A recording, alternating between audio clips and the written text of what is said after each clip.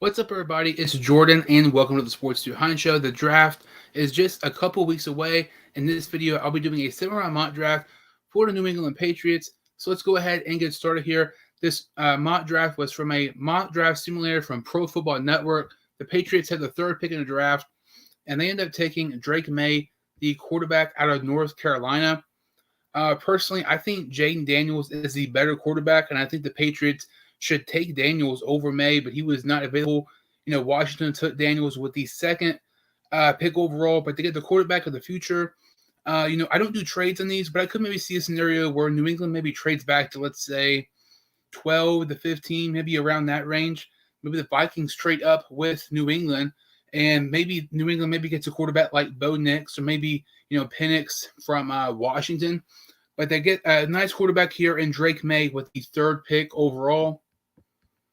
The New England Patriots have the 34th pick overall, and they take Houston offensive tackle Patrick Paul. I love this pickup here. I would not be shocked by the day of the draft. Paul might even end up going in the first round. In 469 opportunities this past season and passing snaps, he only allowed one quarterback hit and one sack.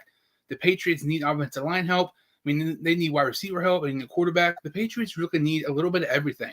So they get a nice quarterback, start off with Drake May. They get a tackle of the future and Patrick Paul. And this next pick here, they get a really nice wide receiver. They get South Carolina wide receiver Xavier Leggett.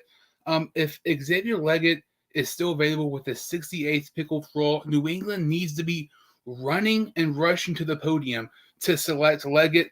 He really probably should not be here, but this past season for South Carolina, he had 70 receptions, 1,250 yards, and 7 touchdowns. He would add a much-needed spark to this Patriots offense. He would add a much-needed spark to this very poor wide receiver group that New England currently has. But this would be a tremendous pickup for New England if they're able to get a guy like Leggett here with the 68th pick overall. If he's gone, which honestly I figure he will be gone here with a 68th pick, maybe look for a guy like Ricky Pearsall, the wide receiver out of Florida. I think that would not be a bad idea at all for New England. But as we continue here with the 4th round selection, the 103rd pick overall, they take Penn State cornerback Kalen King. Corner is maybe not necessarily the position they should go here. They could use maybe even more wide receiver help.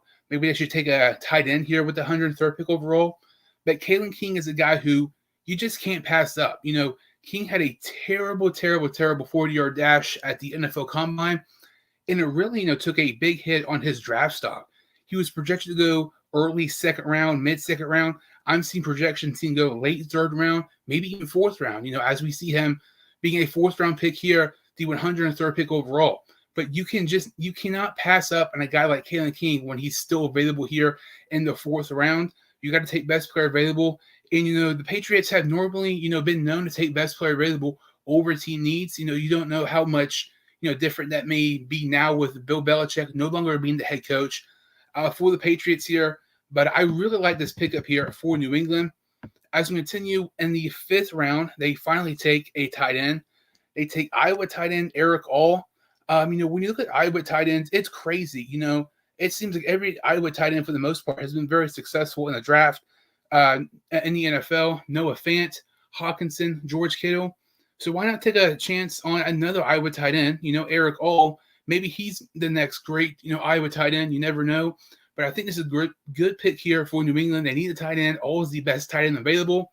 So they get their tight end here in the 5th round. In the 6th round, they take another wide receiver. They take Holy Cross wide receiver Jalen Coker. This past season, he had 60 receptions, 1,000 yards, and 15 touchdowns. That is insane. Over 25% of his receptions this past season were touchdowns. That is an incredible stat for Coker. But they get more wide receiver help. They get Xavier Leggett early. They get Coker here in the 6th round. All of a sudden, you're looking at New England. They got 2 very nice young wide receivers they pick up here in the draft. And, New England has 2 picks remaining. And I really think this pick will end up happening here. They take Rasheen Ali with the 193rd pick overall. Hit 1,100 rushing yards this past season, 15 rushing touchdowns. His freshman year in 2021, He had 23 rushing touchdowns, led the NCAA in rushing touchdowns as a freshman, 193rd pick. Great selection there by New England. And they closed it out getting Ethan Driscoll, the offense tackle from Marshall. He is 6'9", 330 pounds. You know, I had them taking back-to-back Marshall players. New England really likes to take Marshall players in the draft. They've been not notorious, but when you look at Marshall players, they've not had a lot of players in the NFL, but lots of them have played for the Patriots, Troy Brown, Randy Moss, Aaron Dobson. There's been several Marshall players go to the Patriots. But overall, I think this is a great mock draft for New England. Comment your thoughts below on this mock draft.